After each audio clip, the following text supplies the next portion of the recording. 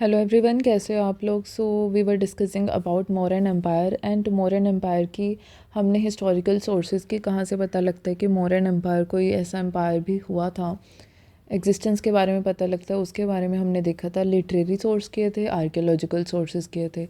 उसके बाद हमने देखा कि जो मौर्याज हैं उनके ओरिजिन के बारे में कि वो किस क्लैन को बिलोंग करते थे, उसके क्या सबूत मिले हैं, उसके बारे में देखा। इस वीडियो में हम बात करते हैं जो मौर्यन एम्पायर के जो पहले एम्परर थे जिन्होंने मौर्यन एम्पायर को इस्टेब्लिश किया था, मौर्यन एम्पायर के फाउंडर के बारे में जिनका नाम है Chandragupta Maurya.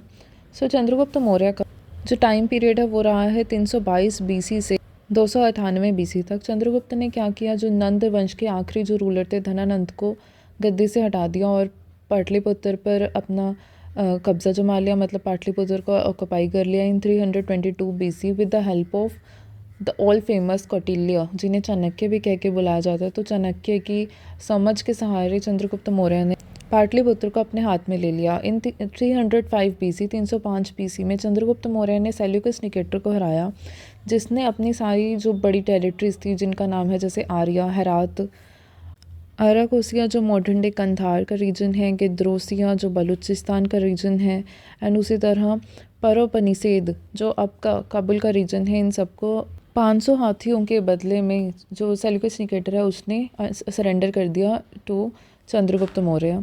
According to treaty between Chandragupta Maurya और सेल्यूकस निकेटर, इन दोनों के बीच में जो ट्रीटी हुई थी, जो हिंदू कुश रेंज है उसने इन दोनों की जो टेरिटरीज हैं या स्टेट्स हैं उन दोनों के बीच बाउंड्री का काम किया। इसके अलावा एक और इम्पॉर्टेंट जो बात है वो ये है कि जो सेल्यूकस निकेटर थे उन्होंने चंद्रगुप्त मौर्य के कोर्ट में एक अपने एम्बेसडर को भेजा था। तो कौन थे वो? तो मेगस्थनीज, वो ऐसे ग्रीक एम्बेसडर थे जिन्हें सेल्यूकस निकेटर ने चंद्रगुप्त मौर्य के कोर्ट में भेजा था। ये हमने पहले भी डिस्कस किया है मेगस्थनीज के बारे में। चंद्रगुप्त मौर्य उसके बाद जैन बन गए और वो चंद्रगिरी हिल्स जो श्रवण बेलगोला कर्नाटका में है वहाँ पे चले गए भद्रबाहु के साथ, और वहाँ उनकी सल्लेखाना, जिसे कया कलेशा भी कहा जाता है, वो करते हुए उनकी मृत्यु हो गई। जिसे अब ये सल्लेखाना की प्रथा को मैंने समझाया था आपको भी, सल्लेखाना होता क्या है। तो एक तरह से मेडिटेशन होती है जिसमें स्लो स्टारवेशन होती है कि आप भूखे रह के मेडिटेट करते हैं जब तक कि आपकी मृत्यु नहीं हो जाती, जिसे फास्ट अनटू डेथ भी कहा जाता है। इसके बारे में भी हमने पहले डिस्कस किया था जब हमने सेक्ट किए थे जो जैनिज़्म के, उनके बारे में डिस्कस किया था। इसके अलावा एक चीज़ ये बहुत इंपॉर्टेंट है कि चंद्रगुप्त मौर्य एक ऐसे रूलर थे जिनके टाइम पीरियड में पहली बार ऐसे हुआ था कि पूरा का पूरा नॉर्थ इंडिया यूनाइट हो गया था।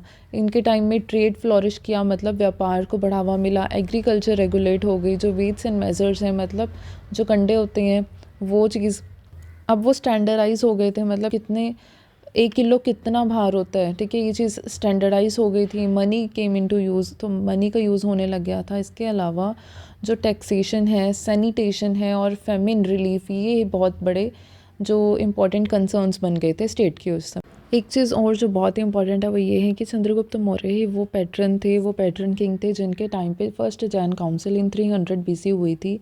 कहाँ पे हुई थी? पाटलिपुत्र में हुई थी, और इस काउंसिल का चेयरमैन कौन थे? स्थूलभद्र थे। ठीक है, तो इन्हीं के द्वारा करवाई गई काउंसिल में कंपाइलेशन हुई थी जो 12 अंग हैं उनकी। तो ये भी चीज़ बहुत इंपॉर्टेंट है। तो ये थी बात about Chandragupta Maurya. Thank you so much.